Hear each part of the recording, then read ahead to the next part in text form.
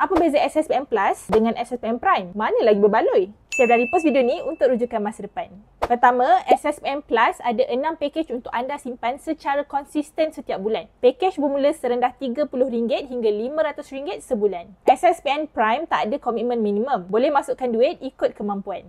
Kedua, SSPM Plus ada lebih banyak manfaat berbanding SSPM Prime. Contohnya, SSPM Plus ada manfaat ilat kekal separa, manfaat penyakit kritikal dan allow masuk hospital. Tapi manfaat SSPM Prime tak seluas SSPM Plus.